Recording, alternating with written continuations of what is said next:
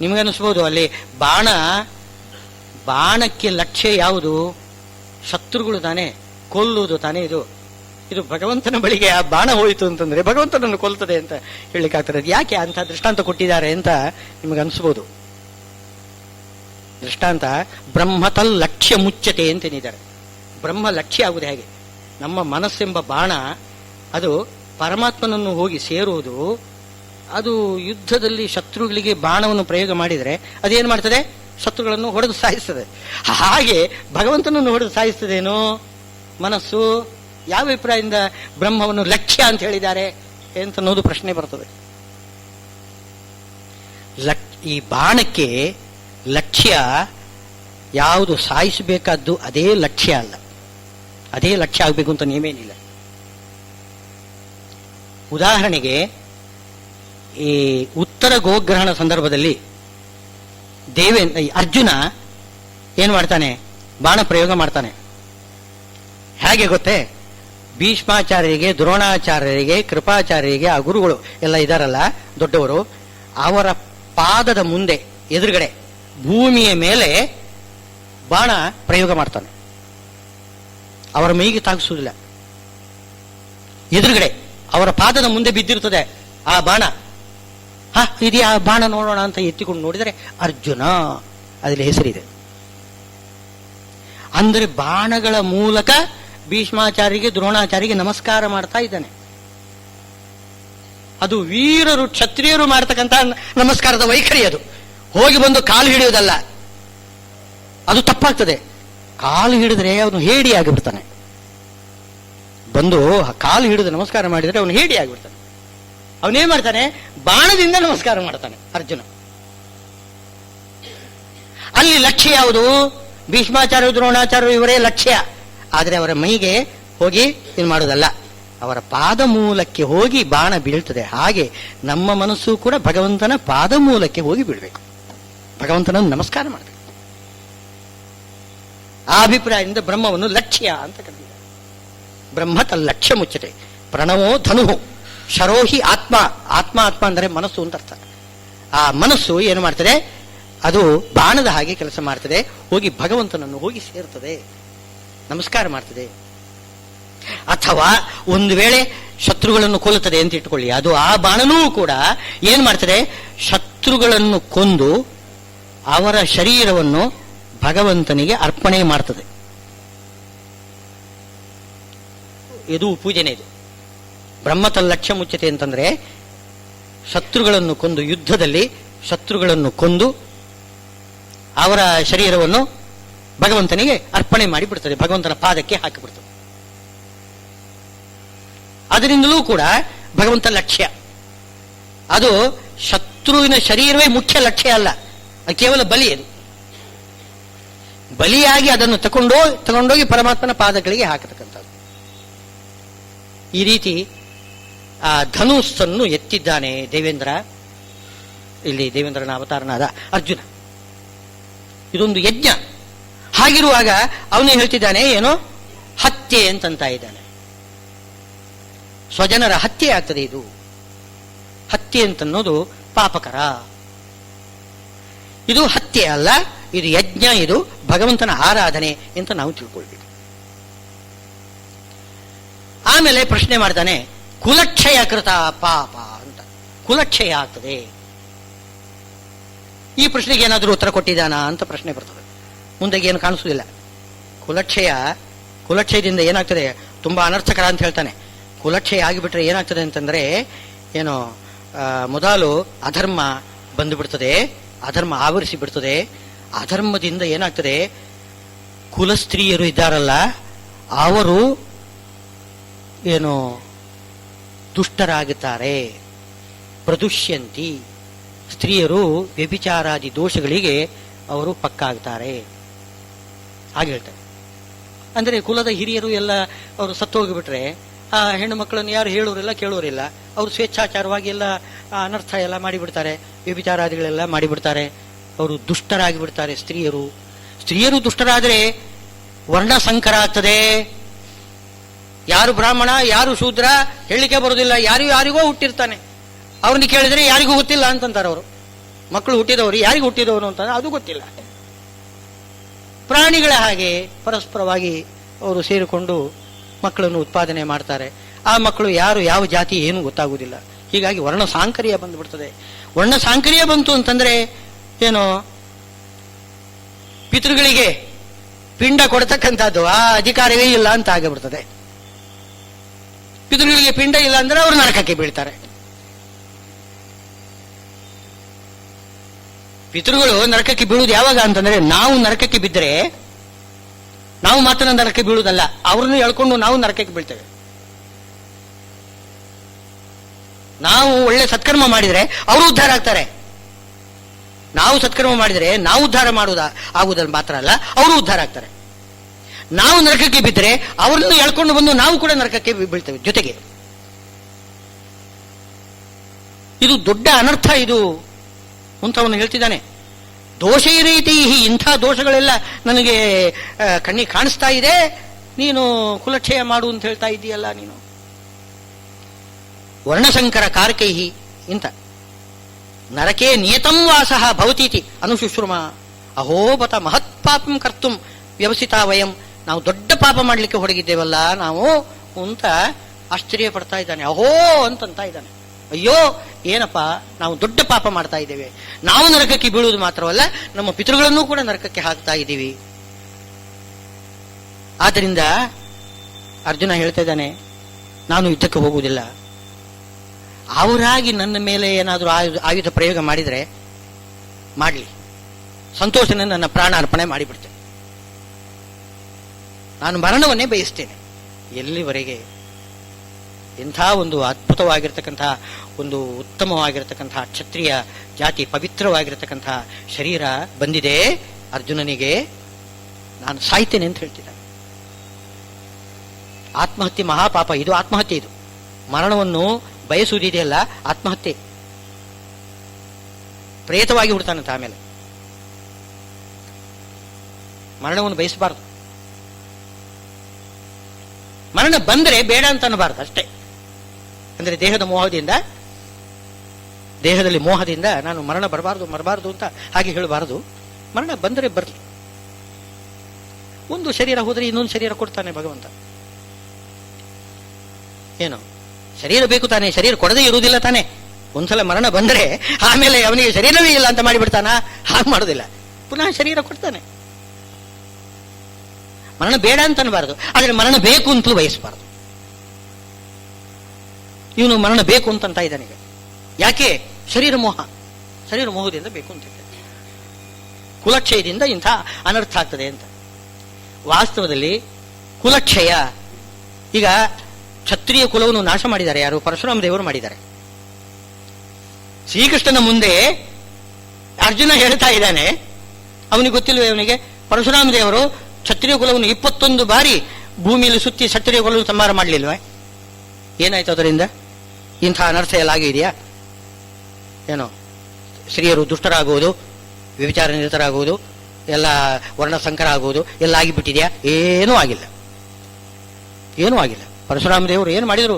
ಇಂಥ ಭೀಷ್ಮಾಚಾರ್ಯರಂಥ ಶ್ರೇಷ್ಠ ಕ್ಷತ್ರಿಯ ಶಿಖಾಮಣಿಗಳನ್ನು ತಯಾರು ಮಾಡಿಕೊಟ್ಟಿದ್ದಾರೆ. ಕ್ಷತ್ರಿಯ ಕುಲವನ್ನು ಸಂಹಾರ ಮಾಡಿದರೂ ಕೂಡ ಏನು ಕಷ್ಟ ಏನಿಲ್ಲ.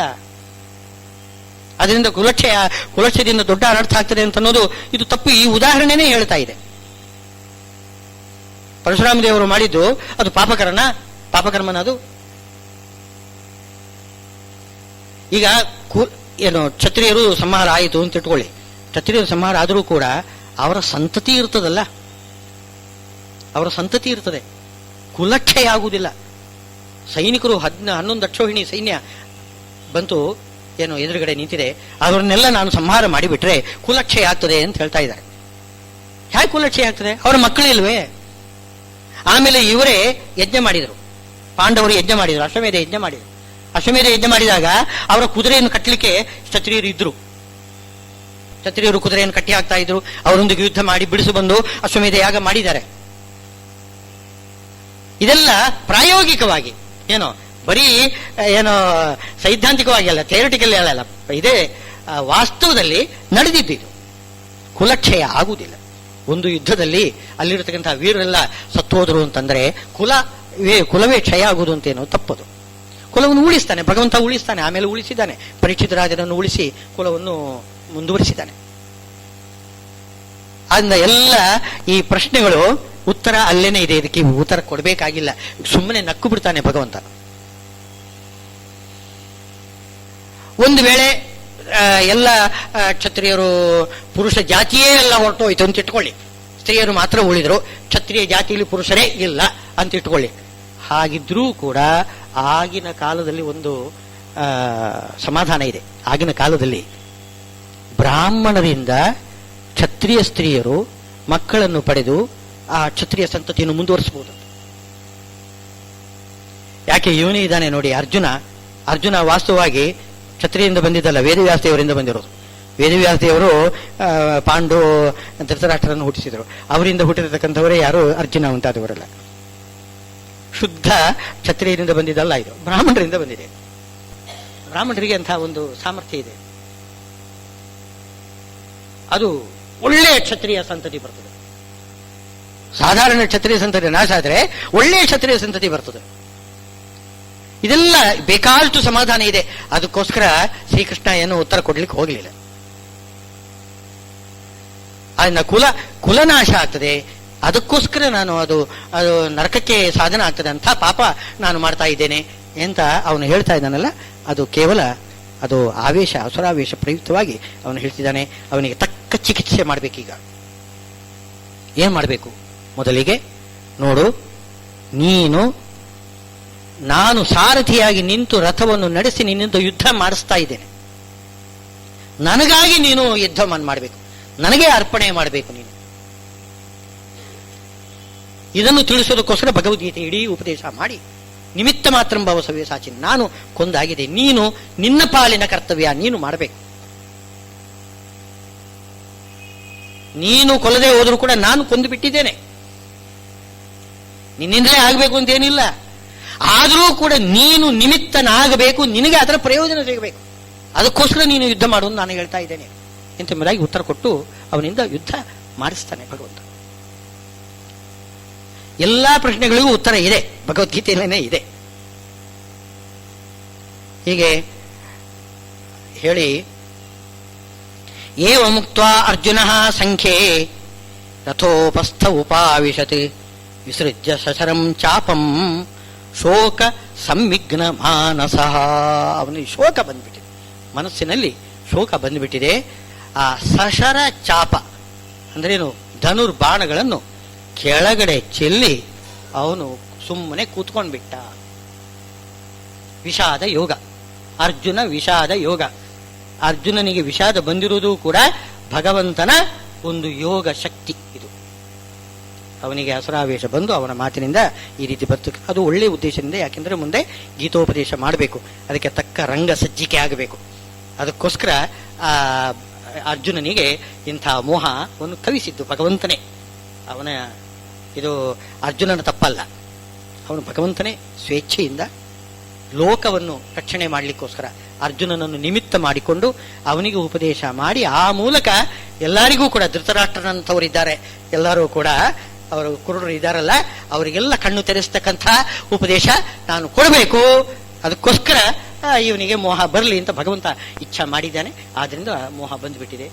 ಈ ರೀತಿ ಶ್ರೀಮದ್ ಭಗವದ್ಗೀತಾಸು ಉಪನಿಷತ್ಸು ಬ್ರಹ್ಮವಿದ್ಯಾಯಾಮ್ ಯೋಗಶಾಸ್ತ್ರೇ ಶ್ರೀಕೃಷ್ಣಾರ್ಜುನ ಸಂವಾದೆ ಅರ್ಜುನ ವಿಷಾದ ಯೋಗೋ ನಾಮ ಪ್ರಥಮೋಧ್ಯಾಯ. ಈ ಒಂದು ಯೋಗವನ್ನು ಇದು ಮಾಡ್ತಾರಲ್ಲ, ಯೋಗಶಾಸ್ತ್ರ ಅರ್ಜುನ ವಿಷಾದ ಯೋಗೋ ನಾಮ ಅಂತ ಎಷ್ಟೋ ಜನ ಪ್ರಶ್ನೆ ಮಾಡುವುದಿದೆ. ವಿಷಾದವೂ ಒಂದು ಯೋಗನೋ ಅಲ್ವೇ? ಯೋಗ ಅಂದ್ರೆ ಅರ್ಥವೇನು? ಜ್ಞಾನಕ್ಕೆ ಸಾಧನ. ಜ್ಞಾನಕ್ಕೆ ಸಾಧನ ಯಾವುದೋ ಅದು ಯೋಗ. ಯೋಗ ಶಬ್ದಕ್ಕೆ ಸಾಧನ ಅಂತ ಅರ್ಥ, ಉಪಾಯ ಅಂತ. ಯೋಗ ಸನ್ನಹನೋಪಾಯ ಅಂತ, ಉಪಾಯ ಅಂತ ಕೋಶದಲ್ಲಿ ಹೇಳ್ತಾರೆ. ಇದು ಇಡೀ ಭಗವದ್ಗೀತೆ ಏನು ಮಾಡ್ತದೆ? ಭಗವಂತನ ಯಥಾರ್ಥ ಸ್ವರೂಪವನ್ನು ಹೇಳ್ತದೆ. ಯಥಾರ್ಥ ಸ್ವರೂಪವನ್ನು ಹೇಳಿ ಜ್ಞಾನ ಹೀಗಿದೆ ಅಂತ ತಿಳಿಸೋದು. ಮೊದಲನ ಒಂದು 6 ಅಧ್ಯಾಯದಲ್ಲಿ ಭಗವಂತನ ಸ್ವರೂಪವನ್ನು ತಿಳಿಸ್ತಕ್ಕಂಥದ್ದು. ಮೊದಲಿಗೆ ಜ್ಞಾನ ಸಾಧನೆ ನಾವು ಮಾಡಬೇಕಾಗಿದ್ರೆ ಜ್ಞಾನ ಅಂದ್ರೆ ಏನು ಅಂತ ತಿಳ್ಕೊಳ್ಬೇಕಲ್ಲ. ಜ್ಞಾನ ಅಂದ್ರೆ ಏನು, ಅದನ್ನು ಏನು ಅಂತ ತಿಳ್ಕೊಂಡ್ರೆ ಅದಕ್ಕಾಗಿ ಸರಿಯಾಗಿರತಕ್ಕಂಥ ಸಾಧನೆ ಮಾಡಲಿಕ್ಕೆ ಬರ್ತದೆ. ಅದಕ್ಕೋಸ್ಕರ ಮೊದಲಿಗೆ ಜ್ಞಾನವನ್ನು ಹೇಳ್ತಾರೆ, ಆಮೇಲೆ ಜ್ಞಾನ ಸಾಧನೆಯನ್ನು ಹೇಳ್ತಾರೆ.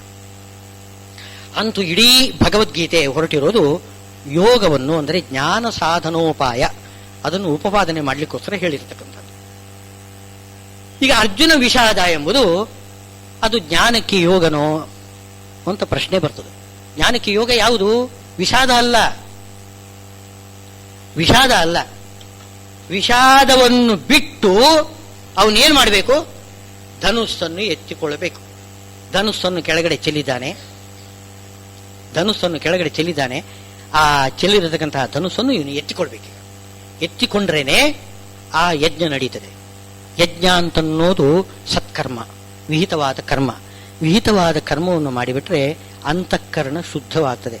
ಅಂತಃಕರಣ ಶುದ್ಧವಾದರೆ ಅಲ್ಲಿ ಪರಮಾತ್ಮನ ಪ್ರತಿಬಿಂಬ ಬೀಳ್ತದೆ. ಯಾವುದು? ಕನ್ನಡಿ ಸರಿಯಾಗಿ ಅದು ಮಸ್ಕಾಗಿ ಬಿಟ್ರೆ ನಮ್ಮ ಪ್ರತಿಬಿಂಬ ಸರಿಯಾಗಿ ಬೀಳುವುದಿಲ್ಲ. ನಾವು ಒರೆಸುತ್ತೇವೆ, ನಾವು ಕನ್ನಡಿಯನ್ನು ಚೆನ್ನಾಗಿ ಒರೆಸ್ತೇವೆ, ನಿರ್ಮಲ ಮಾಡ್ತೇವೆ. ನಿರ್ಮಲವಾದ ಕನ್ನಡಿಯಲ್ಲಿ ನಮ್ಮ ಪ್ರತಿಬಿಂಬ ಹೇಗೆ ಬೀಳ್ತದೋ ಹಾಗೆ ಅಂತಃಕರಣದ ಆ ಒಂದು ಕನ್ನಡಿಯಲ್ಲಿ ಭಗವಂತನ ಪ್ರತಿಫಲನ ಆಗಬೇಕು ಅಂತಂದ್ರೆ ಅಂತಃಕರಣವನ್ನು ಚೆನ್ನಾಗಿ ಒರೆಸಬೇಕು, ಶುದ್ಧ ಮಾಡಬೇಕು. ಅದು ಯಾವುದರಿಂದ ಅಂತಂದ್ರೆ ಸತ್ಕರ್ಮದಿಂದ. ಸತ್ಕರ್ಮ ಎಂಬುದು ನೀರು. ತಸ್ಮಿನ್ನಪೋ ಮಾತರಿಶ್ವ ದಧಾತಿ ಅಂತ ವಾದಿರಾಜರು ಹೇಳ್ತಾರೆ. ಕರ್ಮವನ್ನು ನೀರು ಅಂತ ಯಾಕೆ ಕರೆದಿರಿ ಅಂತಂದ್ರೆ, ಯಾವುದೇ ಕರ್ಮ ನಾವು ಭಗವಂತನಿಗೆ ಸಮರ್ಪಣೆ ಮಾಡುವಾಗ ಕೃಷ್ಣಾರ್ಪಣ ವಸ್ತು ಅಂತ ನೀರು ಬಿಡ್ತೇವೆ ನೋಡಿ, ಅದು ನೀರು ಎಂಬುದು ಭಗವಂತನ ಸತ್ಕರ್ಮ ಏನಿದೆ ಅದಕ್ಕೆ ಸಂಕೇತ. ಅದು ನೀರಿನ ಹಾಗೆ ಕರ್ಮವನ್ನು ಮಾಡ್ತದೆ. ಏನ್ ಮಾಡ್ತದೆ? ಶುದ್ಧ ಮಾಡ್ತದೆ. ಸತ್ಕರ್ಮ ನೀರಿನ ಹಾಗೆ ಅಂತಃಕರಣವನ್ನು ತೊಳೆಯುತ್ತದೆ, ತೊಳೆದು ಶುದ್ಧ ಮಾಡ್ತದೆ. ಶುದ್ಧ ಮಾಡಿ ಅಲ್ಲಿ ಆ ಭಗವಂತನ ಆ ಪ್ರತಿಮೆ, ಪ್ರತಿಬಿಂಬ, ಪ್ರತಿಫಲನ ಬೀಳುವ ಹಾಗೆ ಮಾಡ್ತದೆ. ಆದ್ರಿಂದ ಸತ್ಕರ್ಮವನ್ನು ಮಾಡಬೇಕು, ಅದು ಉಪಾಯ. ಈ ವಿಷಾದ ಅಂತನ್ನೋದು ಸತ್ಕರ್ಮ ಅಲ್ವೇ ಅಲ್ವಲ್ಲ ಅಂತ ಪ್ರಶ್ನೆ ಬರ್ತದೆ, ಅಲ್ವೇ? ಹೌದು. ಆದರೆ ಭಗವಂತನಿಗೆ ಉಪದೇಶಕ್ಕೆ ಅದು ಕಾರಣವಾಯಿತು. ಉಪದೇಶ ಶ್ರವಣಕ್ಕೆ ವಿಷಾದ ಎಂಬುದು ವಿರೋಧಿ ಆದರೂ ಕೂಡ ಅವನು ಉಪದೇಶ ಮಾಡ್ತಾನಲ್ಲ, ಅದಕ್ಕೆ ಇದು ಸಾಧನ ಆಯ್ತು. ಜ್ಞಾನ ಸಾಧನೆ ಒಬ್ಬರಿಂದ ಆಗುವುದಿಲ್ಲ. ಗುರು ಶಿಷ್ಯರು ಇಬ್ಬರು ಜೊತೆಗೆ ಸೇರಿಕೊಂಡು ಪ್ರಶ್ನೆ ಉತ್ತರ, ಇವನು ಪ್ರಶ್ನೆ ಮಾಡಬೇಕು, ಅವನು ಉತ್ತರ ಕೊಡಬೇಕು. ಪ್ರಶ್ನೆ ಉತ್ತರ, ಪ್ರಶ್ನೆ ಉತ್ತರ, ಹೀಗೇನೆ ಭಗವದ್ಗೀತೆ ಹಾಗೇನೆ ಉಳಿತದೆ. ಅರ್ಜುನ ಉವಾಚ ಭಗವಾನ್ ಉವಾಚ ಹೀಗೆ ಬರ್ತದೆ. ಅಲ್ಲಿ ಅರ್ಜುನ ಉವಾಚ, ಪ್ರಶ್ನೆ ಮಾಡಬೇಕಾಗಿದ್ದರೆ ಇವನಲ್ಲಿ ವಿಷಾದ ಬೇಕು. ವಿಷಾದದಿಂದ ಪ್ರಶ್ನೆ ಮಾಡ್ತಾನೆ, ಅದಕ್ಕೆ ಭಗವಂತ ಉತ್ತರ ಕೊಡ್ತಾನೆ. ಅಂತೂ ವಿಷಾದ ಈ ಜ್ಞಾನ ಕಾರ್ಯಕ್ಕೆ ಸಾಧನವೇ ಆಗಿದೆ. ಅದನ್ನ ಅರ್ಜುನ ವಿಷಾದ ಯೋಗ ನಾಮ ಏನು? ಪ್ರಥಮೋಧ್ಯಾಯ. ಇದು ವಿಷಾದ ಯೋಗ, ಅದು ಪ್ರಥಮ ಅಧ್ಯಾಯ. ಪುರಂದರದಾಸರು, ಆಮೇಲೆ ಅವರ ಅಂತರ್ಗತನಾಗಿರ್ತಕ್ಕಂತಹ ಶ್ರೀಮದಾಚಾರ್ಯರು, ಅವರ ಅಂತರ್ಗತನಾಗಿರ್ತಕ್ಕಂತಹ ಶ್ರೀಕೃಷ್ಣ, ಅವನು ಗೀತಾಚಾರ್ಯ ಶ್ರೀಕೃಷ್ಣ, ಅವನು ತೃಪ್ತನಾಗಲಿ ಅಂತ ಹೇಳಿಕೊಂಡು ಅದನ್ನು ಸಮರ್ಪಣೆ ಮಾಡ್ತಾ ಇದ್ದೇನೆ. ಈ ಗೀತೆ ಮಾತ್ರವಲ್ಲ, ಗೀತೆ ಎಂಬುದು ಯಾವ ರೀತಿ ಎಲ್ಲರ ಅಂತಃಕರಣವನ್ನು ತೊಳೆಯುತ್ತದೆ, ಅದೇ ರೀತಿಯಲ್ಲಿ ನಮ್ಮ ಆಚಾರ ವಿಚಾರ ಪತ್ರಿಕೆಯೂ ಕೂಡ ಓದುಗರ ಆ ಹೃದಯವನ್ನು ತೊಳೆಯತಕ್ಕಂತಹ ಕೆಲಸ ಮಾಡ್ತದೆ, ನಿರ್ಮಲವನ್ನು ಮಾಡತಕ್ಕಂತಹ ಕೆಲಸ ಮಾಡ್ತಾ ಇದೆ. ಶ್ರೀಪಾದಂಗಳವರು ಏನು ನಮ್ಮ ಗುರುಗಳು, ಅವರು ಉಪದೇಶ ಕೊಟ್ಟಿರತಕ್ಕಂಥದ್ದು ಎಷ್ಟೋ ಅದರಲ್ಲಿ ಬರ್ತದೆ. ಇನ್ನು ಬೇರೆಯವರ ಉಪದೇಶ ಬೇಕಾದಷ್ಟು ಬರ್ತದೆ. ಅದನ್ನು ಓದಿ ಆಚಾರ ವಿಚಾರಗಳ ಸಂಪನ್ನರಾಗಿ ಹೃದಯವನ್ನು ಒಳ್ಳೆ ನಿರ್ಮಲವಾಗಿ ಮಾಡಿಕೊಳ್ಳಬೇಕು ಎಂಬ ಅಭಿಪ್ರಾಯದಿಂದ ಅಂತಹ ಒಂದು ಪತ್ರಿಕೆಯನ್ನು ನಾವು ಮಾಡ್ತಾ ಇದ್ದೇವೆ. ಗಣಪತಿ ಆಚಾರ್ಯರು ನಿಜವಾಗಿಯೂ ಕೂಡ ಎಷ್ಟು ನಿಸ್ಪೃಹವಾಗಿ ಸೇವೆ ಮಾಡ್ತಾ ಇದ್ದಾರೆ. ಅವರು ಯಾವ ಪ್ರತಿಫಲ ಇಲ್ಲದೇನೆ ಸಮರ್ಥವಾಗಿ ಆ ಒಂದು ಆಚಾರ ವಿಚಾರ ಪತ್ರಿಕೆಯನ್ನು ನಡೆಸ್ತಾ ಇದ್ದಾರೆ. ಅವರ ಅದು ಕರ್ತೃತ್ವ ಶಕ್ತಿ ಅಂತ ಅನ್ನಬೇಕು. ಅದು ಭಗವಂತನ ಮುಖ್ಯವಾಗಿ ಗುರುಗಳ, ನಮ್ಮ ಶ್ರೀಗಳವರ ವಿಶೇಷ ಆಶೀರ್ವಾದ. ಅವರ ಆಶೀರ್ವಾದ ಶಿಷ್ಯರ ಮೇಲೆ ಬಹಳ, ಅದು ಅದಕ್ಕೆ ಬೆಲೆ ಕಟ್ಟಲಿಕ್ಕೆ ಸಾಧ್ಯವಿಲ್ಲ. ನನಗೆ ಏನು ರಾಷ್ಟ್ರಪತಿ ಪ್ರಶಸ್ತಿ ಬಂದಿದ್ದರೂ ಕೂಡ ಅದು ಅವರ ಅನುಗ್ರಹ, ಅವರ ಅನುಗ್ರಹ. ಅವರು ಏನ್ ಬೇಕಾದರೂ ಮಾಡಬಲ್ಲರು ಅಂತ ತಪಸ್ವಿಗಳು ಅವರು ಅನುಗ್ರಹ ಮಾಡಿದ್ದಾರೆ. ಇಂಥ ಒಂದು ಸಂದರ್ಭ ಆಚಾರ ವಿಚಾರ ಪತ್ರಿಕೆ ಅದು 4 ವರ್ಷ ನಡೆದು ಈಗ 5ನೇ ವರ್ಷಕ್ಕೆ 5 ವರ್ಷ ನಡೆದು ಬಂದಿದೆ. ಅದು ನಿಜವಾಗಿಯೂ ಕೂಡ ಅದು ಕೂಡ 1 ತಿಂಗಳು ಕೂಡ ತಪ್ಪದೆ ಓದುಗರ ಕೈಗೆ ಆ ಪತ್ರಿಕೆ ಬರಬೇಕು ಅಂತಂದ್ರೆ ನಿಜವಾಗಿಯೂ ಅದು ದೊಡ್ಡ ಸಾಧನೆ. ಇದು ಈಗ ಏನಾಗ್ತದೆ, ಕೆಲವೊಮ್ಮೆ 2 ತಿಂಗಳು 3 ತಿಂಗಳು ಎಲ್ಲ ಒಟ್ಟಿಗೆ ಪತ್ರಿಕೆಯನ್ನು ಕಳಿಸ್ತಕ್ಕಂಥದ್ದು ಬಂದು ಬಿಡ್ತದೆ. ಅಂತಹ ಸಂದರ್ಭ ಬರ್ಬೋದು. ಅದು ಅಂಥದ್ದೇನು ಬಂದಿಲ್ಲ. ನಿಜವಾಗಿಯೂ ಕೂಡ ಅದು ಒಳ್ಳೆ ಸಾಧನೆ ಅಂತ ಹೇಳ್ಬೋದು. ಅಂಥ ಒಂದು ಸಾಧನೆ ನಾನು ಕೇವಲ ಹೆಸರಿಗೆ ಮಾತ್ರ, ನನ್ನ ಹೆಸರನ್ನು ಮೊದಲಿಗೆ ಹಾಕಿರ್ತಾರೆ ಅಷ್ಟೇ. ನೆಲ್ಲ ನಡೆಸ್ತಕ್ಕಂಥವರು ಇವರು ಕೃಷ್ಣಮೂರ್ತಿಗಳಿದ್ದಾರೆ, ಅನುರಾಧ ಅವರಿದ್ದಾರೆ, ಅವರೆಲ್ಲ ನಡೆಸ್ತಕ್ಕಂಥದ್ದು ನಿಂತುಕೊಂಡು ನಿಜವಾಗಿಯೂ ಒಳ್ಳೆ ಸೇವಾ ಮಾಡ್ತಾ ಇದ್ದಾರೆ. ಅಂಥ ಒಂದು 5 ವರ್ಷ ಆಗಿದೆ. 5 ವರ್ಷದ ಕೂಸು ಆಚಾರ ವಿಚಾರ, ಅದರ ಮೇಲೆ ಹರಿವಾಯುಗಳ ವಿಶೇಷವಾದ ಅನುಗ್ರಹ, ಶ್ರೀಗಳವರ ವಿಶೇಷವಾದ ಅನುಗ್ರಹ ಆಗಬೇಕು ಅಂತ ಪ್ರಾರ್ಥನೆ ಮಾಡ್ತಾ ಇದ್ದೇನೆ. ಅದನ್ನು ನಮ್ಮ ಟ್ರಸ್ಟಿಗಳಾಗಿರ್ತಕ್ಕಂಥವರು ಕೃಷ್ಣಾಚಾರ್ಯರು ಬಹಳ ಒಂದು ಆಸಕ್ತಿ ವಹಿಸಿ ಅವರು ಈ ಇಳಿ ವಯಸ್ಸಿನಲ್ಲಿ ಅವರು ಮಾಡತಕ್ಕಂಥದ್ದು ದೊಡ್ಡ ಸೇವೆ. ನಿಜವಾಗಿಯೂ ಕೂಡ ಪರಮಾತ್ಮನ ವಿಶೇಷವಾದ ಅನುಗ್ರಹ ಅವರಿಗೆ ಕೂಡ ಆಗಬೇಕು ಅಂತ ಹೇಳಿ ನನ್ನ 2 ಮಾತನ್ನು ಮುಕ್ತಾಯ. ಇನ್ನು ಇನ್ನೊಂದು ಅಂಶ ನಿಮಗೆ ಹೇಳಬೇಕು.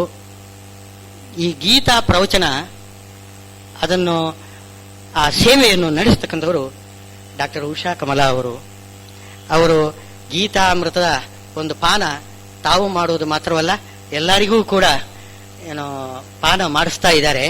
ಅವರ ಸಂಕಲ್ಪ ನೋಡಿ ನನಗೆ ಬಹಳ ಆಶ್ಚರ್ಯ ಆಯಿತು. ಹೇಳಿದ್ರು, ಇನ್ನು 18 ಅಧ್ಯಾಯನೂ ಕೂಡ ನೀವೇ ಹೇಳಬೇಕು ಅಂತ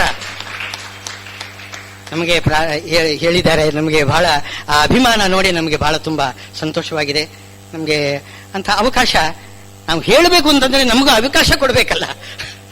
ನಮಗೆ ಅವಕಾಶ ಕೊಡ್ತಕ್ಕಂಥದ್ದು ಬಹಳ ಅದು ಭಗವಂತನಿಗೆ ಪ್ರೀತಿ ಪಾತ್ರವಾಗಿರ್ತಕ್ಕಂಥ ಸೇವೆ, ದೊಡ್ಡ ಸೇವೆ ಮಾಡ್ತಾ ಇದ್ದಾರೆ. ಅವರು ಕೇವಲ ಭಕ್ತಿಯಿಂದಲೇ ಮಾಡ್ತಾ ಇದ್ದಾರೆ, ಇನ್ಯಾವ ಒಂದು ಉದ್ದೇಶ ಅವರು ಇಟ್ಟುಕೊಂಡಿಲ್ಲ.